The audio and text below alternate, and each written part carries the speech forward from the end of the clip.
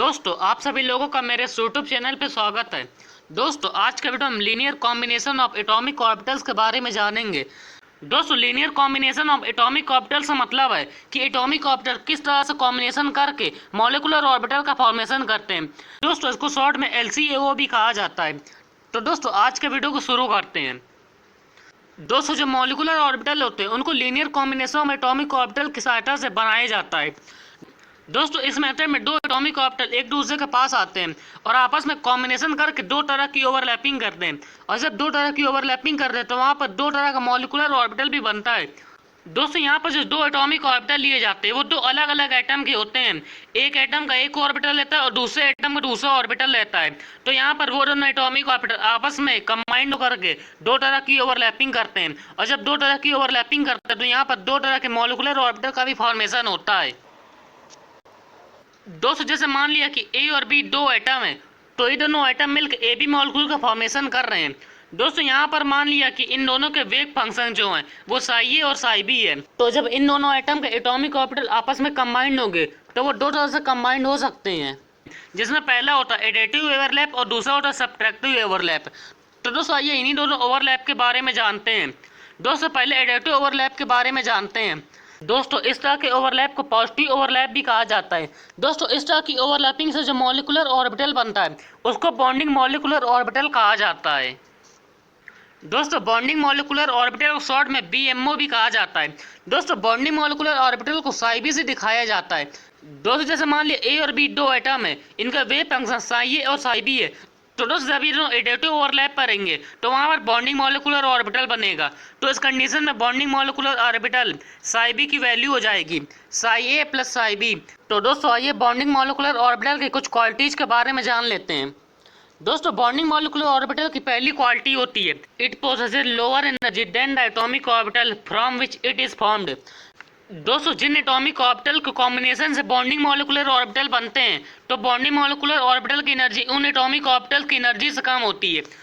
दोस्तों ये तो इसकी पहली क्वालिटी हो गई। दोस्तों अगली क्वालिटी होती है it has high electron density in the region between two nuclei and this accounts for stability of bond. दोस्तों बॉन्डिंग मॉलिक्यूलर ऑर्बिटल में जो इलेक्ट्रॉन डेंसिटी रहती है वो दोनों न्यूक्लियस के बीच में ज़्यादा रहती है, और जब दोनों न्यूक्लियस के बीच में इलेक्ट्रॉन डेंसिटी ज़्यादा रहती है तो इसी की वजह से बॉन्ड ज़्यादा स्टेबल होता है। दोस्तों ये तो इसकी दूसरी क्वालिटी हो गई। दोस्तों तीसरी क्वालिटी होती है it is form when loops of combining orbital have same sign. दोस्तों जब कंबाइंड होने वाले दोनों एटॉमिक ऑर्बिटल के लूप का साइन सेम होता है तभी वहाँ पर बॉन्डिंग मॉलिक्यूलर ऑर्बिटल का फॉर्मेशन होता है। दोस्तों ये इसकी तीसरी क्वालिटी हो गई। दोस्तों चौथी क्वालिटी होती है every electron in bonding molecular orbital contributes to attraction between two atoms. दोस्तों बॉन्डिंग मॉलिक्यूलर ऑर्बिटल का हर इलेक्ट्रॉन दोनों एटम के बीच में अट्रैक्शन को बढ़ाता है। तो दोस्तों ये तो बॉन्डिंग मॉलिक्यूलर ऑर्बिटल के बारे में हो गया। दोस्तों बॉन्डिंग मॉलिक्यूलर ऑर्बिटल जो पहले तरह के ओवरलैप से बन रहा था एडिटिव ओवरलैप से, तो ये उसके बारे में हो गया। दोस्तों अब दूसरे तरह के ओवरलैप की तरफ चलते हैं। दोस्तों अगले तरीके का ओवरलैप होता है सब्ट्रैक्टिव ओवरलैप। दोस्तों इस तरह के ओवरलैप को नेगेटिव ओवरलैप भी कहा जाता है। दोस्तों इस तरह के ओवरलैप से जब मॉलिक्यूलर ऑर्बिटल बनता है उसको एंटी बॉन्डिंग मॉलिक्यूलर ऑर्बिटल कहा जाता है। दोस्तों इसको शॉर्ट में ABMO भी कहा जाता है। एंटी बॉन्डिंग मॉलिक्यूलर ऑर्बिटल को psi A या psi स्टार से दिखाया जाता है। दोस्तों जैसे मान लिया कि A और B दो एटम है, तो जब ये दोनों एटम के एटॉमिक ऑर्बिटल आपस में कंबाइंड होकर के एंटी बॉन्डिंग मॉलिक्यूलर ऑर्बिटल बनाते हैं तो वहाँ पर एंटी बॉन्डिंग मॉलिक्यूलर ऑर्बिटल की वैल्यू हो जाएगी psi A is equal to psi A minus psi B। तो आइए एंटी बॉन्डिंग मॉलिक्यूलर ऑर्बिटल की कुछ क्वालिटीज़ के बारे में जान लेते हैं। दोस्तों एंटी बॉन्डिंग मॉलिक्यूलर ऑर्बिटल की पहली क्वालिटी होती है is possesses higher energy than the atomic orbital from which it is formed. जिन एटॉमिक ऑर्बिटल के कॉम्बिनेशन से एंटी बॉन्डिंग मॉलिक्यूलर ऑर्बिटल बनता है तो एंटी बॉन्डिंग मॉलिक्यूलर ऑर्बिटल की एनर्जी उन ऑर्बिटल की एनर्जी से ज़्यादा होती है। दोस्तों ये इसकी पहली क्वालिटी होती है। दोस्तों इसकी दूसरी क्वालिटी होती है The probability of finding out the electron in between two nuclei is negligible। Anti bonding molecular orbital में दोनों न्यूक्लियस के बीच में इलेक्ट्रॉन के पाए जाने की प्रोबेबिलिटी बहुत कम होती है, या हम कह सकते हैं कि दोनों न्यूक्लियस के बीच में इलेक्ट्रॉन के पाए जाने की प्रोबेबिलिटी नेग्लिजिबल होती है। दोस्तों ये इसकी दूसरी क्वालिटी होती है। दोस्तों इसकी तीसरी क्वालिटी होती है it is form when the loops of combining orbitals have opposite signs. दोस्तों जब कंबाइन होने वाले दोनों एटॉमिक ऑर्बिटल के लूप का साइन अलग अलग होता है तो वहाँ पर एंटी बॉन्डिंग मॉलिक्यूलर ऑर्बिटल का फॉर्मेशन होता है। दोस्तों ये इसकी तीसरी क्वालिटी होती है। दोस्तों इसकी चौथी क्वालिटी होती है every electron in anti bonding molecular orbital contributes to repulsion between two atoms. दोस्तों एंटी बॉन्डिंग मॉलिक्यूलर ऑर्बिटल में जितने भी इलेक्ट्रॉन भरे जाते हैं तो उसमें से प्रत्येक इलेक्ट्रॉन दोनों एटम के बीच में रिपल्सन बढ़ाता है। तो दोस्तों इस तरह से ये दोनों तरह के ओवरलैप के बारे में हो गया।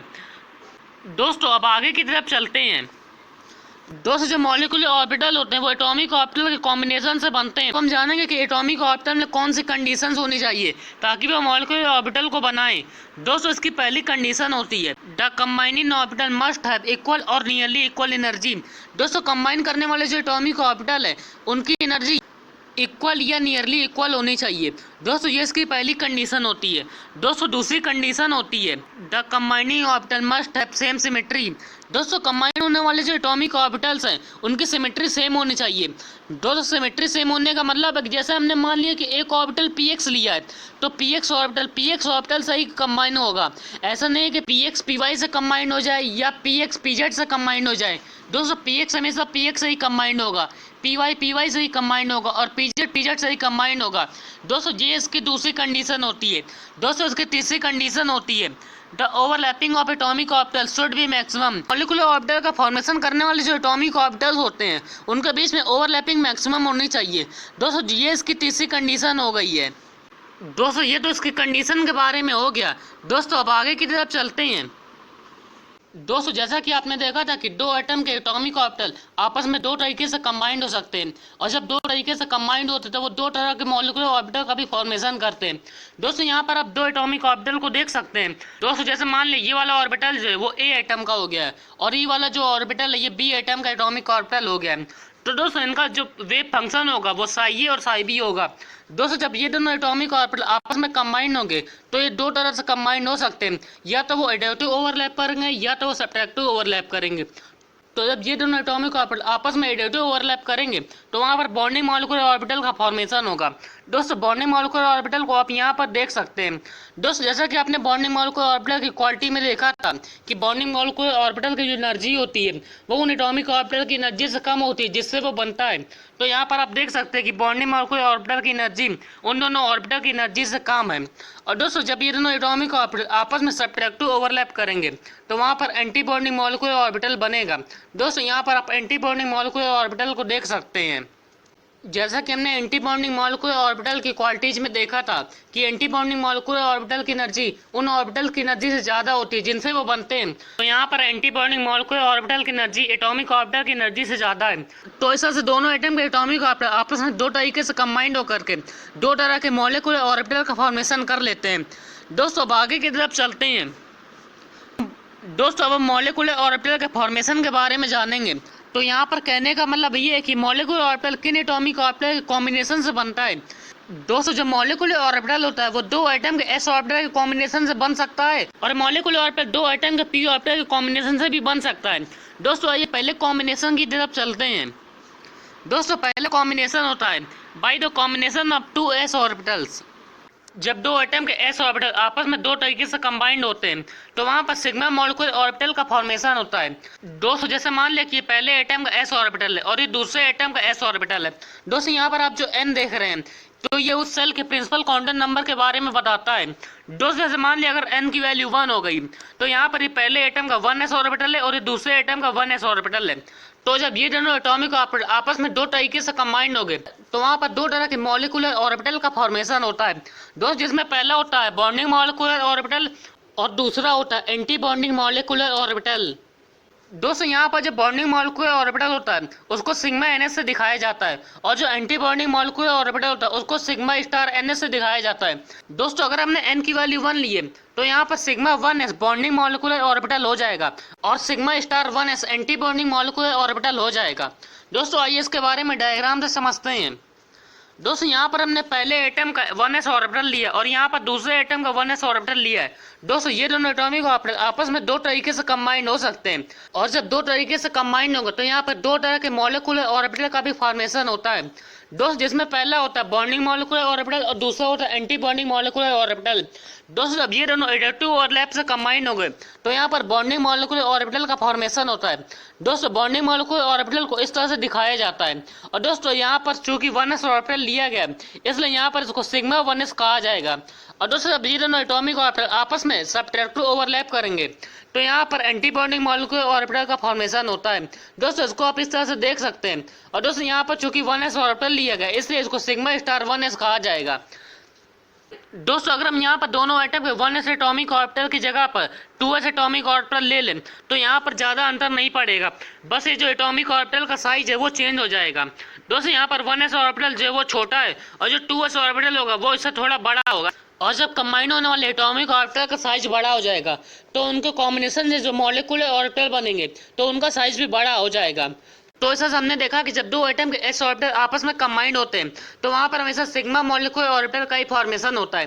दोस्तों यहाँ पर जो बॉन्डिंग मॉलिक्यूलर ऑर्बिटल होता है उसको इस तरह से दिखाते हैं, और जो एंटी बॉन्डिंग मॉलिक्यूलर ऑर्बिटल होता है उसको इस तरह से दिखाया जाता है। दोस्तों ये तो s ऑर्बिटल के कॉम्बिनेशन के बारे में हो गया। दोस्तों p ऑर्बिटल के कॉम्बिनेशन के बारे में जान लेते हैं कि p ऑर्बिटल के कॉम्बिनेशन में किस तरह के मॉलिक्यूलर ऑर्बिटल बनते हैं। दोस्तों जब भी दो एटम के pz ऑर्बिटल आपस में कंबाइंड होते हैं तो वहाँ पर हमेशा सिग्मा मॉलिक्यूलर ऑर्बिटल का ही फॉर्मेशन होता है। दोस्तों जैसे मान लें यहाँ पर ये पहले एटम का pz ऑर्बिटल है और यहाँ पर ये दूसरे एटम का pz ऑर्बिटल है। दोस्तों जब ये दोनों एटॉमिक ऑर्बिटल आपस में कंबाइंड होंगे तो वहाँ पर सिग्मा pz और सिग्मा स्टार pz ऑर्बिटल का फॉर्मेशन होगा। तो यहाँ पर sigma npz bonding molecular orbital होता है और sigma star npz anti bonding molecular orbital होता है। दोस्तों यहाँ पर जो n है वो सेल के प्रिंसिपल क्वांटम नंबर को बता रहा है। दोस्तों अगर हमने n की वैल्यू 2 ले ली है तो यहाँ पर ये पहले एटम का 2pz ऑर्बिटल है और ये दूसरे एटम का 2pz ऑर्बिटल है, तो यहाँ पर sigma 2pz bonding molecular orbital होगा और sigma star 2pz anti bonding molecular orbital होगा। दोस्तों अगर हम दो एटम का px ऑर्बिटल ले लें या py ऑर्बिटल ले लें तो px और py ऑर्बिटल के कॉम्बिनेशन से हमेशा पाई मॉलिक्यूलर ऑर्बिटल का ही फॉर्मेशन होता है।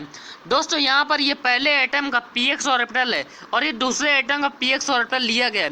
दोस्तों जब ये दोनों px ऑर्बिटल आपस में कंबाइन हो गए तो वहाँ पर पाई मॉलिक्यूलर ऑर्बिटल का फॉर्मेशन होता है, तो यहाँ पर पाई npx बनेगा और पाई स्टार npx बनेगा। दोस्तों यहाँ पर जो पाई npx है ये बॉन्डिंग मॉलिक्यूलर ऑर्बिटल होता है और जो पाई स्टार npx है ये एंटी बॉन्डिंग मॉलिक्यूलर ऑर्बिटल होता है। दोस्तों यहाँ पर अगर हमने n की वैल्यू 2 ली है तो यहाँ पर ये पहले एटम का 2px ऑर्बिटल हो गया और दूसरे एटम का 2px ऑर्बिटल हो गया। तो जब ये दोनों एटॉमिक ऑर्बिटल आपस में कंबाइंड हो गए तो वहाँ पर बॉन्डिंग और एंटी बॉन्डिंग दोनों तरह के मॉलिक्यूलर ऑर्बिटल का फॉर्मेशन होता है। तो वहाँ पर पाई 2px बॉन्डिंग मॉलिक्यूलर ऑर्बिटल होगा और pi star 2px anti bonding molecular orbital होगा। दोस्तों इसी तरह से py ऑर्बिटल में भी होता है। दोस्तों जब दो एटम का py ऑर्बिटल आपस में कंबाइंड होते हैं तो वहाँ पर भी पाई मॉलिक्यूलर ऑर्बिटल का फॉर्मेशन होता है। दोस्तों वहाँ पर जो पाई npy होता है वो बॉन्डिंग मॉलिक्यूलर ऑर्बिटल होता है और pi star npy anti bonding molecular orbital होता है। तो दोस्तों p ऑर्बिटल के कॉम्बिनेशन से मॉलिक्यूलर ऑर्बिटल बनते हैं तो वो किस तरह से बनते हैं उनको डायग्राम में समझते हैं। दोस्तों यहाँ पर हमने पहले एटम का 2pz ऑर्बिटल लिया और ये दूसरे एटम का 2pz ऑर्बिटल है, तो यहाँ पर ये दोनों एटॉमिक ऑर्बिटल आपस में दो तरीके से कंबाइन हो सकते हैं, या तो वो एडेटिव ओवरलैप कर सकते हैं या तो वो सब्ट्रैक्टिव ओवरलैप कर सकते हैं। तो जब ये एडेटिव ओवरलैप करेंगे तो यहाँ पर बॉन्डिंग मॉलिक्यूलर ऑर्बिटल का फॉर्मेशन होता है। दोस्तों इसको इस तरह से दिखाया जाता है। दोस्तों कि यहाँ पर 2pz एटॉमिक ऑर्बिटल लिया गया है इसलिए यहाँ पर sigma 2pz bonding molecular orbital बन रहा है। दोस्तों अगर ये दोनों एटॉमिक ऑर्बिटल आपस में सब्ट्रैक्टिव ओवरलैप करेंगे तो वहाँ पर एंटी बॉन्डिंग मॉलिक्यूलर ऑर्बिटल का फॉर्मेशन होता है। दोस्तों एंटी बॉन्डिंग मॉलिक्यूलर ऑर्बिटल को यहाँ पर इस तरह से दिखाया जाता है। दोस्तों यहाँ पर चूंकि 2pz ऑर्बिटल लिया गया है इसलिए यहाँ पर जो एंटी बॉन्डिंग मॉलिक्यूलर ऑर्बिटल होगा उसको सिग्मा स्टार 2pz कहा जाएगा। तो ये तो दो एटम का pz ऑर्बिटल के कॉम्बिनेशन के बारे में हो गया। दोस्तों अब ये px या py ऑर्बिटल के कॉम्बिनेशन की तरफ चलते हैं। दोस्तों यहाँ पर हमने पहले एटम का 2px ऑर्बिटल लिया है और ये दूसरे एटम का 2px ऑर्बिटल है, तो ये दोनों ऑर्बिटल आपस में दो तरीके से ओवरलैप करेंगे, जिसमें पहला होगा एडिटिव ओवरलैप और दूसरा होगा सब्ट्रैक्टिव ओवरलैप। तो जब ये दोनों ऑर्बिटल आपस में एडिटिव ओवरलैप करेंगे तो वहाँ पर बॉन्डिंग मॉलिक्यूल ऑर्बिटल का फॉर्मेशन होता है। दोस्तों बॉन्डिंग मॉलिक्यूल ऑर्बिटल को यहाँ पर इस तरह से दिखाया जाता है। और जब ये दोनों आपस में सब्ट्रैक्टिव ओवरलैप करेंगे तो वहाँ पर एंटी बॉन्डिंग मॉलिक्यूल ऑर्बिटल का फॉर्मेशन होता है। दोस्तों यहाँ पर एंटी बॉन्डिंग मॉलिक्यूल ऑर्बिटल को इस तरह से दिखाया जाता है दोस्तों कि यहाँ पर 2px ऑर्बिटल लिया गया है, इसलिए यहाँ पर जो बॉन्डिंग मॉलिक्यूल ऑर्बिटल है उसको पाई 2px कहा जाएगा और जो एंटी बॉन्डिंग मॉलिक्यूल ऑर्बिटल है उसको पाई स्टार 2px कहा जाएगा। दोस्तों ऐसा ही py में भी होता है। दोस्तों यहाँ पर अब px से का py कर देंगे और बाकी सब कुछ वैसा ही रहेगा। तो ये तो मॉलिक्यूलर ऑर्बिटल के फॉर्मेशन के बारे में हो गया। दोस्तों अब आगे की तरफ चलते हैं। दोस्तों अब हम अलग अलग मॉलिक्यूलर ऑर्बिटल के एनर्जी लेवल के बारे में बात करेंगे कि किस मॉलिक्यूलर ऑर्बिटल की एनर्जी सबसे कम होती है और किस मॉलिक्यूलर ऑर्बिटल की एनर्जी ज़्यादा होती है। दोस्तों एक्सपेरिमेंट से ये पता किया गया है अगर किसी मॉलिक्यूलर ऑर्बिटल में 14 या 14 से कम इलेक्ट्रॉन भरे जाने तो उसके लिए मॉलिक्यूलर ऑर्बिटल का जो एनर्जी लेवल होता है वो इस तरह से होता है। और दोस्तों अगर किसी मॉलिक्यूलर ऑर्बिटल में 14 से ज़्यादा इलेक्ट्रॉन भरे जाने तो वहाँ पर एनर्जी लेवल कुछ इस तरीके से होता है। दोस्तों अगर किसी मॉलिक्यूलर ऑर्बिटल में 14 से कम इलेक्ट्रॉन भरे जाने तो वहाँ पर सबसे कम energy sigma 1s molecular orbital की होती है। सिग्मा 1s मॉलिक्यूलर ऑर्बिटल से ज़्यादा energy sigma star 1s molecular orbital की होती है। दोस्तों इससे ज़्यादा एनर्जी सिग्मा 2s की होती है, उससे ज़्यादा सिग्मा स्टार 2s की होती है। और दोस्तों यहाँ पर sigma star 2s molecular orbital से ज़्यादा एनर्जी पाई 2px मॉलिक्यूलर ऑर्बिटल की होती है। दोस्तों यहाँ पर पाई 2px और पाई 2py इन दोनों मॉलिक्यूलर ऑर्बिटल की एनर्जी सेम होती है। और दोस्तों इन दोनों मॉलिक्यूलर ऑर्बिटल की एनर्जी होती है उससे ज़्यादा energy sigma 2pz molecular orbital की होती है। और दोस्तों सिग्मा 2pz मॉलिक्यूलर ऑर्बिटल से ज़्यादा एनर्जी पाई स्टार 2px और pi star 2py molecular orbital की होती है। दोस्तों यहाँ पर पाई स्टार 2px और पाई स्टार 2py दोनों मॉलिक्यूलर ऑर्बिटल की एनर्जी सेम होती है। और दोस्तों इससे ज़्यादा energy sigma star 2pz molecular orbital की होती है। दोस्तों ये तो 14 या 14 से कम इलेक्ट्रॉनों के मॉलिक्यूलर ऑर्बिटल के एनर्जी लेवल के बारे में हो गया।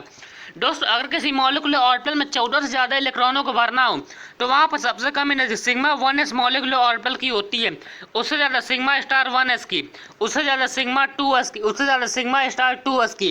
और दोस्तों यहाँ पर sigma star 2s molecular orbital से ज़्यादा energy sigma 2pz molecular orbital की होती है और सिग्मा 2pz मॉलिक्यूलर ऑर्बिटल से ज़्यादा एनर्जी पाई 2px मॉलिक्यूलर ऑर्बिटल और पाई 2py मॉलिक्यूलर ऑर्बिटल की होती है। दोस्तों यहाँ पर पाई 2px और पाई 2py दोनों मॉलिक्यूलर ऑर्बिटल की एनर्जी सेम होती है। दोस्तों इससे ज़्यादा एनर्जी जो होती है वो पाई स्टार 2px और pi star 2py molecular orbital की होती है। दोस्तों यहाँ पर भी पाई स्टार 2px और पाई स्टार 2py दोनों मॉलिक्यूलर ऑर्बिटल की एनर्जी सेम होती है और उससे ज़्यादा energy sigma star 2pz molecular orbital की होती है। तो दोस्तों इस तरह से अगर किसी मॉलिक्यूलर ऑर्बिटल में 14 से ज़्यादा इलेक्ट्रॉनों को भरना हो तो उसका एनर्जी लेवल ये हो गया है। दोस्तों यहाँ पर 14 या 14 से कम इलेक्ट्रॉनों के मॉलिक्यूलर ऑर्बिटल के एनर्जी लेवल में और 14 से ज़्यादा इलेक्ट्रॉनों के मॉलिक्यूलर ऑर्बिटल के एनर्जी लेवल में जो डिफरेंस होता है वो यहाँ पर होता है पाई 2px पाई 2py और सिग्मा 2pz मॉलिक्यूलर ऑर्बिटल की एनर्जी में डिफरेंस होता है। दोस्तों यहाँ पर पाई 2px और पाई 2py दोनों मॉलिक्यूलर ऑर्बिटल की एनर्जी सेम होती है। दोस्तों 14 से कम इलेक्ट्रॉनों में ये जो एनर्जी होती है ये एनर्जी हमेशा सिग्मा 2pz मॉलिक्यूलर ऑर्बिटल की एनर्जी से कम होती है। दोस्तों लेकिन 14 से ज़्यादा इलेक्ट्रॉनों के मॉलिक्यूलर ऑर्बिटल में सिग्मा 2pz मॉलिक्यूलर ऑर्बिटल की एनर्जी पाई 2px या पाई 2py मॉलिक्यूलर ऑर्बिटल की एनर्जी से कम होती है। तो दोस्तों आइए इनके बीच में डिफरेंस को डायग्राम से समझते हैं। दोस्तों यहाँ पर इस तरफ आप 14 या 14 से कम इलेक्ट्रॉनों के मॉलिक्यूलर ऑर्बिटल के एनर्जी लेवल को देख सकते हैं और इस तरफ 14 से ज़्यादा इलेक्ट्रॉनों के लिए मॉलिक्यूलर ऑर्बिटल के एनर्जी लेवल को देख सकते हैं। दोस्तों 14 या 14 से कम इलेक्ट्रॉनों के मॉलिक्यूलर ऑर्बिटल के एनर्जी लेवल और 14 से ज़्यादा इलेक्ट्रॉनों के मॉलिक्यूलर ऑर्बिटल के एनर्जी लेवल में यहाँ तक जो है वो सेम रहता है। दोस्तों यहाँ पर आप दोनों को सेम देख रहे हैं और दोस्तों जो मेन डिफरेंस होता है वो यहाँ पर होता है। तो दोस्तों आइए पहले सेम पार्ट के बारे में जानते हैं। दोस्तों यहाँ पर पहले एटम का 1s ऑर्बिटल है और ये दूसरे एटम का 1s ऑर्बिटल है। दोस्तों ये दोनों एटॉमिक ऑर्बिटल आपस में दो तरीके से कंबाइन करके दो तरह के मॉलिक्यूलर ऑर्बिटल का फॉर्मेशन करते हैं। दोस्तों यहाँ पर आप सिग्मा 1s ऑर्बिटल को देख सकते हैं, ये बॉन्डिंग मॉलिक्यूलर ऑर्बिटल होता है और यहाँ पर सिग्मा स्टार 1s जो एंटी बॉन्डिंग मॉलिक्यूलर ऑर्बिटल होता है। दोस्तों इसी तरह से 2s ऑर्बिटल के लिए भी होता है। दोस्तों यहाँ पर ये पहले एटम का 2s ऑर्बिटल है और ये दूसरे एटम का 2s ऑर्बिटल है। ये दोनों एटॉमिक आपस में दो तरीके से कंबाइंड हो सकते हैं। जब दो तरीके से कंबाइंड होंगे तो वो बॉन्डिंग और एंटी बॉन्डिंग दोनों तरह के मॉलिक्यूलर ऑर्बिटल बनाएंगे। दोस्तों यहाँ पर sigma 2s bonding molecular orbital है और यहाँ पर sigma star 2s anti bonding molecular orbital है। तो दोस्तों 14 से कम इलेक्ट्रॉनों के मॉलिक्यूलर ऑर्बिटल का जो एनर्जी लेवल होता है यहाँ तक का एनर्जी लेवल, और 14 से ज़्यादा इलेक्ट्रॉनों के मॉलिक्यूलर ऑर्बिटल में यहाँ तक का एनर्जी लेवल, ये दोनों एनर्जी लेवल सेम होता है। दोस्तों इनके बीच में कोई भी डिफरेंस नहीं होता है। दोस्तों जो मेन डिफरेंस होता है वो इसके ऊपर के एनर्जी लेवल में होता है। दोस्तों जो मेन डिफरेंस होता है वो यहाँ पर होता है। दोस्तों आइए इन्हीं को लेकर के अच्छी तरह से इनके बीच में डिफरेंस को समझते हैं। दोस्तों ये पार्ट जो है वो 14 से कम इलेक्ट्रॉनों के मॉलिक्यूलर ऑर्बिटल के एनर्जी लेवल का पार्ट है, और ये वाला पार्ट जो है वो 14 से ज़्यादा इलेक्ट्रॉनों के मॉलिक्यूलर ऑर्बिटल के एनर्जी लेवल का पार्ट है। दोस्तों यहाँ पर ये पहले एटम का 2p ऑर्बिटल है और ये दूसरे एटम का 2p ऑर्बिटल है। दोस्त जैसा कि आप जानते हैं कि p ऑर्बिटल में 3 तरह के ऑर्बिटल पाए जाते हैं, px, py और pz। दोस्तों यहाँ पर दोनों एटम के 2pz एटॉमिक आपस में कंबाइंड होकर के सिग्मा मॉलिक्यूलर ऑर्बिटल का फॉर्मेशन करते हैं। दोस्तों 2pz एटॉमिक आपस में कंबाइंड होकर के सिग्मा 2pz और sigma star 2pz molecular orbital का फॉर्मेशन करते हैं। दोस्तों यहाँ पर जो सिग्मा 2pz होता है वो बॉन्डिंग मॉलिक्यूलर ऑर्बिटल होता है, और जो सिग्मा स्टार 2pz होता है वो एंटी बॉन्डिंग मॉलिक्यूलर ऑर्बिटल होता है। दोस्तों यहाँ पर जो दोनों एटम के 2px एटॉमिक ऑर्बिटल है तो दोनों आपस में कंबाइंड होकर के पाई 2px और pi star 2px molecular orbital का फॉर्मेशन करते हैं। दोस्तों यहाँ पर जो पाई 2px एटॉमिक ऑर्बिटल होता है वो बॉन्डिंग मॉलिक्यूलर ऑर्बिटल होता है, और जो पाई स्टार 2px होता है वो एंटी बॉन्डिंग मॉलिक्यूलर ऑर्बिटल होता है। दोस्तों यहाँ पर आप पाई 2px मॉलिक्यूलर ऑर्बिटल को देख सकते हैं और यहाँ पर pi star 2px molecular orbital को देख सकते हैं। दोस्तों यहाँ पर जो पाई 2px मॉलिक्यूलर ऑर्बिटल होता है वो बॉन्डिंग मॉलिक्यूलर ऑर्बिटल होता है, और जो पाई स्टार 2px होता है वो एंटी बॉन्डिंग मॉलिक्यूलर ऑर्बिटल होता है। और दोस्तों जो दोनों एटम के py ऑर्बिटल होते हैं तो वो दोनों ऑर्बिटल भी आपस में कंबाइंड होकर के पाई मॉलिक्यूलर ऑर्बिटल का फॉर्मेशन करेंगे। दोस्तों यहाँ पर जो पाई 2py है ये वाला ऑर्बिटल ये बॉन्डिंग मॉलिक्यूलर ऑर्बिटल होता है, और pi star 2py anti bonding molecular orbital होता है, उसको आप यहाँ पर देख सकते हैं। तो दोस्तों इस तरह से दो एटम के 2p ऑर्बिटल के कॉम्बिनेशन से 3 तरह के बॉन्डिंग मॉलिक्यूलर ऑर्बिटल बनते हैं और 3 तरह के एंटी बॉन्डिंग मॉलिक्यूलर ऑर्बिटल बनते हैं। दोस्तों यहाँ पर जो बॉन्डिंग मॉलिक्यूलर ऑर्बिटल है उनको आप यहाँ पर देख सकते हैं। जो बॉन्डिंग मॉलिक्यूलर ऑर्बिटल है वो पाई 2px, पाई 2py और सिग्मा 2pz होता है। दोस्तों इन तीनों बॉन्डिंग मॉलिक्यूलर ऑर्बिटल में पाई 2px और पाई 2py इन दोनों मॉलिक्यूलर ऑर्बिटल की एनर्जी सेम होती है। दोस्तों अगर हम 14 से कम इलेक्ट्रॉनों के लिए मॉलिक्यूलर ऑर्बिटल के एनर्जी लेवल की बात करें तो वहाँ पर पाई 2px या पाई 2py मॉलिक्यूलर ऑर्बिटल की energy sigma 2pz molecular orbital की एनर्जी से कम होती है। दोस्तों अगर हम यहीं पर 14 से ज़्यादा इलेक्ट्रॉनों की मॉलिक्यूलर ऑर्बिटल की एनर्जी लेवल की बात करें तो वहाँ पर पाई 2px या पाई 2py मॉलिक्यूलर ऑर्बिटल की energy sigma 2pz molecular orbital की एनर्जी से ज़्यादा होती है। और दोस्तों यहाँ पर जो एंटी बॉन्डिंग मॉलिक्यूलर ऑर्बिटल बन रहे हैं उनको आप यहाँ पर देख सकते हैं। यहाँ पर anti bonding molecular orbital pi star 2px, pi star 2py और सिग्मा स्टार 2pz होता है। इन तीनों एंटी बॉन्डिंग मॉलिक्यूलर ऑर्बिटल में पाई स्टार 2px और पाई स्टार 2py दोनों मॉलिक्यूलर ऑर्बिटल की एनर्जी सेम होती है। और दोस्तों इन दोनों ऑर्बिटल की एनर्जी हमेशा sigma star 2pz molecular orbital की एनर्जी से कम होती है। दोस्तों चाहे 14 से कम इलेक्ट्रॉनों के मॉलिक्यूलर ऑर्बिटल की बात हो या 14 से ज़्यादा इलेक्ट्रॉनों के मॉलिक्यूलर ऑर्बिटल के एनर्जी लेवल की बात हो। तो दोस्तों इस तरह से जो मेन डिफरेंस होता है वो बॉन्डिंग मॉलिक्यूलर ऑर्बिटल में होता है। दोस्तों 14 से कम इलेक्ट्रॉनों के मॉलिक्यूलर ऑर्बिटल में एनर्जी लेवल ये होता है, और 14 से ज़्यादा इलेक्ट्रॉनों के मॉलिक्यूलर ऑर्बिटल में एनर्जी लेवल ये होता है। तो दोस्तों ये तो इनके डिफरेंस के बारे में हो गया। दोस्तों अब आगे की तरफ चलते हैं। दोस्तों अब हम मॉलिक्यूलर ऑर्बिटल में इलेक्ट्रॉनों को भरने के रूल्स के बारे में जानेंगे। तो दोस्तों आइए इसके बारे में जानते हैं। दोस्तों जैसे कि हमने एटॉमिक ऑर्बिटल में इलेक्ट्रॉनों को भरा था वैसे ही मॉलिक्यूलर ऑर्बिटल में भी इलेक्ट्रॉनों को भरा जाता है। दोस्तों जो रूल आपने एटॉमिक ऑर्बिटल में इलेक्ट्रॉनों को भरते समय यूज किया था वही रूल यहाँ पर भी मॉलिक्यूलर ऑर्बिटल में इलेक्ट्रॉनों को भरते समय यूज होंगे। दोस्तों मॉलिक्यूलर ऑर्बिटल में इलेक्ट्रॉनों को भरते समय अबाव प्रिंसिपल फॉलो होता है। दोस्तों मॉलिक्यूलर ऑर्बिटल में जब इलेक्ट्रॉनों को भरा जाता है तो सबसे पहले उस ऑर्बिटल में इलेक्ट्रॉनों को भरा जाता है जिसके लिए एनर्जी सबसे कम होती है, और जिसकी एनर्जी ज़्यादा होती है उसको बाद में भरा जाता है। तो ऐसा यहाँ पर अबाव प्रिंसिपल फॉलो होता है। दोस्तों यहाँ पर भी पाउली एक्सक्लूजन प्रिंसिपल फॉलो होता है। दोस्तों किसी भी मॉलिक्यूलर ऑर्बिटल में अपोजिट स्पिन के 2 से ज़्यादा इलेक्ट्रॉन नहीं रह सकते हैं। तो ऐसा यहाँ पर पाउली एक्सक्लूजन प्रिंसिपल भी फॉलो हो रहा है। दोस्तों यहाँ पर भी हुंड रूल फॉलो होता है। दोस्तों हुंड रूल कहता है कि सेम एनर्जी के ऑर्बिटल्स में इलेक्ट्रॉनों की पेयरिंग तब तक नहीं होगी जब तक उस सेम एनर्जी के जितने भी ऑर्बिटल है उसमें एक एक इलेक्ट्रॉन ना भर जाए। जब एक एक इलेक्ट्रॉन भर जाएगा उसके बाद इलेक्ट्रॉनों की पेयरिंग होती है। तो इस तरह से यहाँ पर हुंड रूल भी फॉलो होता है। तो इस तरह से मॉलिक्यूलर ऑर्बिटल में भी aufbau principle, Pauli exclusion principle और हुंड रूल फॉलो होता है। तो दोस्तों इसी के साथ हमारा आज का वीडियो कंप्लीट होता है। दोस्तों उम्मीद करता हूँ आप लोग को मेरा वीडियो अच्छा लगा होगा। दोस्तों फिर मिलेंगे एक और नए वीडियो के साथ।